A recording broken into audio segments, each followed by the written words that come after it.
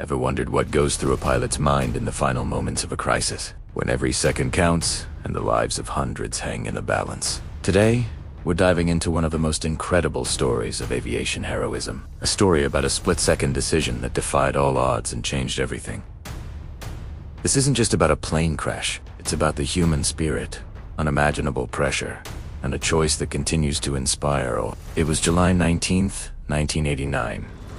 United Airlines Flight 232, a McDonnell Douglas DC, was cruising at 37,000 feet, en route from Denver to Chicago. On board were 296 sole passengers and crew looking forward to their destination. The flight was smooth, routine, just another day in the sky. In the cockpit was a team of seasoned veterans. Captain Al Haynes, First Officer William Records, and Second Officer Dudley DeVries. Combined, they had tens of thousands of flight hours. They were the best of the best. But just over an hour into the flight, something went catastrophically wrong. A deafening explosion ripped through the aircraft. Passengers felt a violent jolt, and the cabin filled with a hazy smoke. Alarms blared in the cockpit. The crew knew instantly this was no minor issue. The number 2 engine, the one mounted in the tail, had failed. But this was far worse than a simple engine shutdown. The fan disc of the tail engine had disintegrated, sending shrapnel tearing through the tail section like a volley of cannonballs. This shrapnel severed all 3 of the aircraft's hydraulic lines. Now, if you're not an aviation expert, let me explain why this is a nightmare scenario. Hydraulic systems are the muscles of a large aircraft. They control everything.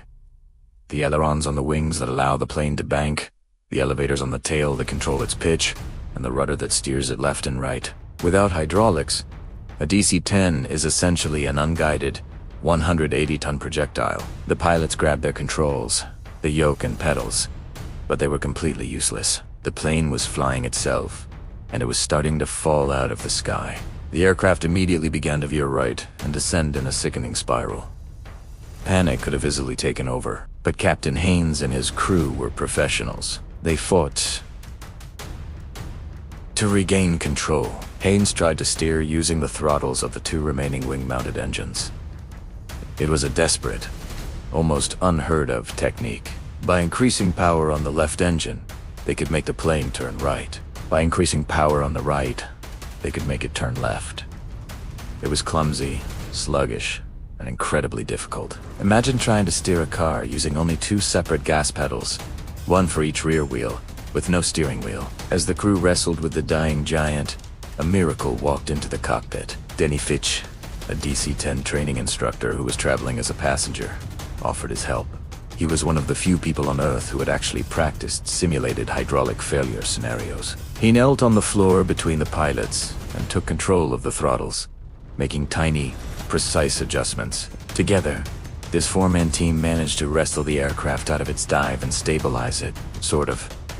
They were still losing altitude, but they were flying. They declared an emergency and were directed to the nearest suitable airport, Sioux Gateway Airport in Sioux City, Iowa. The airport had a long runway, and emergency services were scrambled to prepare for the worst. For the next 40 minutes, the crew performed an aviation miracle. They used nothing but the engine throttles to guide the massive jet towards Sioux City. They couldn't make gentle turns.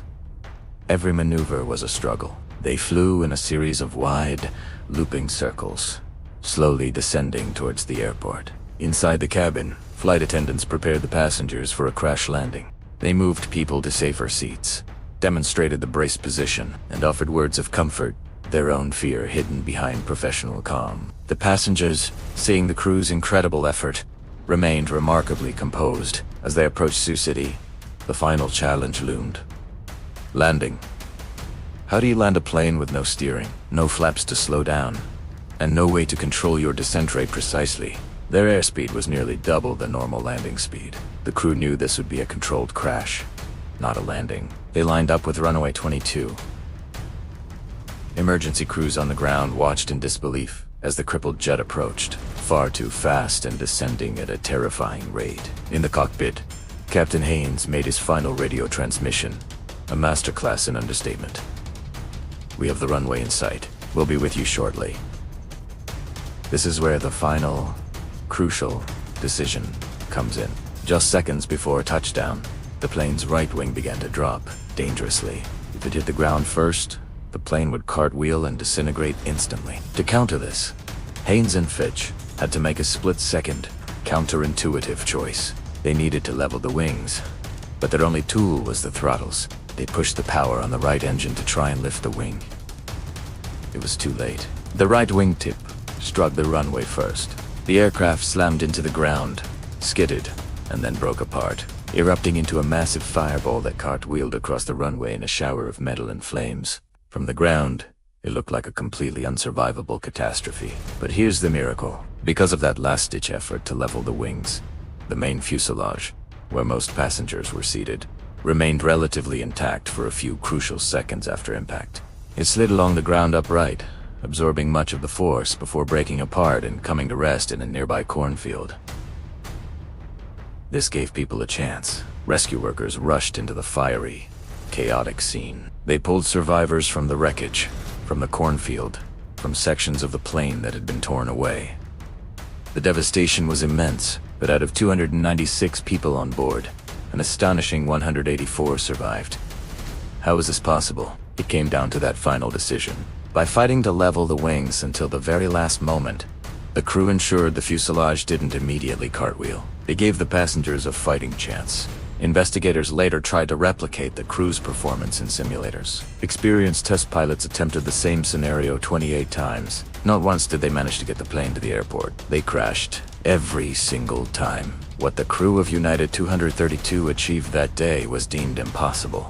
Their teamwork, their refusal to give up, and that final, critical decision to fight for control turned a certain disaster into one of history's most incredible stories of survival. Captain Al Haynes always humbly gave credit to the entire team, including the flight attendants and even the passengers. He said it was a prime example of crew resource management, where communication and teamwork saved the day.